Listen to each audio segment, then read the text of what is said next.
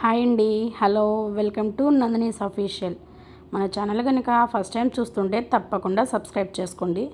ఇవాళ రెసిపీ వచ్చేసి దొండకాయతో fried rice చూపించబోతున్నాను. ఇలా ఒక అరకిలో దొండకాయలు తీసుకొని శుభ్రంగా వాష్ చేసుకొని ఇలా ఆరబెట్టుకోవాలి. ఇప్పుడు ఇవి మనం అంచులు కట్ చేసేసి ఇలా మిడిల్ పార్ట్ అంటే మనం తీసుకున్న దొండకాయలు సైజును బట్టండి ఇలా ఒక కాయని మనం మొత్తం 7 పీసులుగా 8 పీసులుగా కట్ చేసుకోవాలి.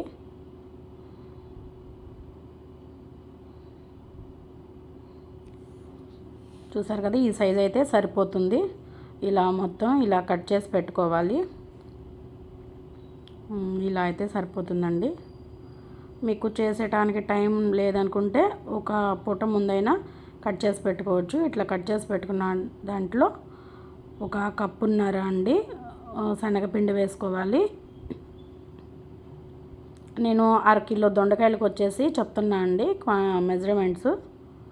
అలాగే కొద్దిగా ఫుడ్ కలర్ వేసుకోవాలి. కొంచెం రెడ్డిష్ కలర్లో వస్తుంది, చూడటానికి కూడా బాగుంటుంది. పిల్లలు కూడా ఇష్టంగా తింటారండి. ఇలా మొత్తం ఇలా మిక్స్ చేసుకోవాలి. కొద్దిగా అండి కొంచెం వాటర్ వేసుకోవాలి. ఒక 2 or 3 స్పూన్స్ అయితే సరిపోతుంది వాటరు. చూసారు కదా, ఇలా కలుపుకోవాలి. మనం ఇది పక్కన పెట్టుకొని ఇప్పుడు స్టవ్ వెలిగించుకొని కడాయి పెట్టుకొని డీప్ ఫ్రైకి సరిపడా ఆయిల్ వేసుకోవాలి. ఆయిల్ హీట్ అయిన తర్వాత మనం ముందుగా ప్రిపేర్ చేసి పెట్టుకున్న దొండకాయలు అనేది ముక్కలు ఇందులో వేసుకోవాలి విడివిడిగా. ఈ ప్రాసెస్ స్లో ఫ్లేమ్లో పెట్టి చేసుకోవాలండి, లేదంటే మాడిపోతాయి, లోపల సరిగ్గా ఉడకవు. ఇలా మధ్య మధ్యలో ఇలా కలుపుకోవచ్చండి, ఏమి విరిగిపోవు.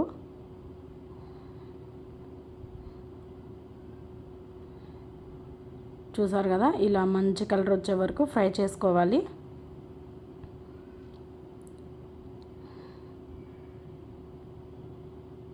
ఇప్పుడు ఇవి తీసుకొని ఒక బౌల్లో వేసుకోవాలి.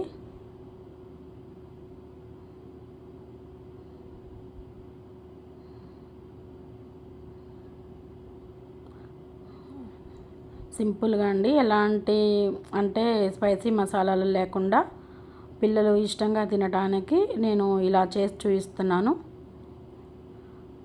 స్పైసీనెస్ తినని పిల్లలు ఉంటారు కదా, వాళ్ళైతే ఇంకా చాలా ఇష్టంగా తింటారండి. ఇలా మళ్ళీ మిగతా ఉన్నది కూడా ఇలా వేసేసుకోవాలి. ఇది కూడా ఫ్రై చేసుకోవాలండి. మొత్తం ఇలా ఫ్రై చేసుకున్న తర్వాత ఒక బౌల్లో తీసి పక్కన పెట్టుకుందాం. ఇప్పుడు కొన్ని పల్లీలు కూడా వేసుకోవాలి.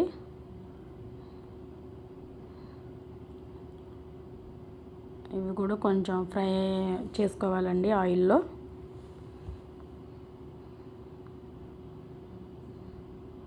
ఇలా ఈ కలర్ అయితే సరిపోతుంది. అలాగే కొద్దిగా జీడిపప్పు కూడా వేయించుకోవాలి.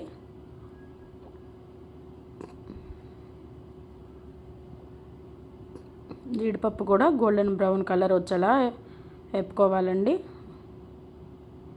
అలాగే కొద్దిగా కరివేపాకు కూడా ఇలా చిటపటలాడించుకోవాలి. ఇప్పుడు ఈ 3 ఒక బౌల్లోకి తీసుకోవాలి.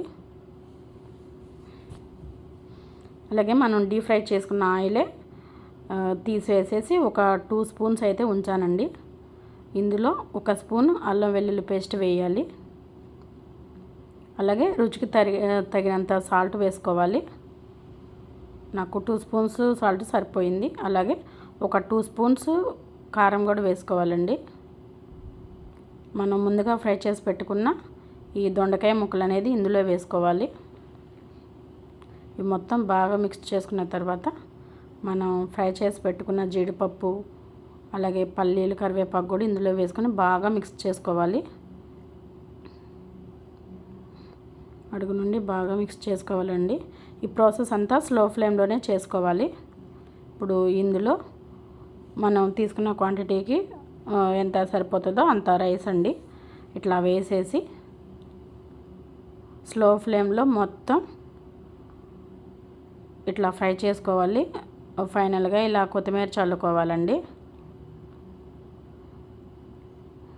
ఇలా బాగా మిక్స్ చేసుకోవాలి. స్టవ్ ఆఫ్ చేసుకొని సర్వ్ చేసుకోవటమే అండి. చూసారు కదా ఎంత బాగా వచ్చిందో. పిల్లలు కూడా చాలా ఇష్టంగా తింటారండి. లంచ్ బాక్సెస్కి అయితే ఇంక మరీ చెప్పనవసరం లేదు, వాళ్ళు చాలా ఇష్టంగా తింటారు. ఫ్రెండ్స్తో ఎంజాయ్ చేస్తా. మీరు కూడా తప్పకుండా ట్రై చేయండి ఒకసారి.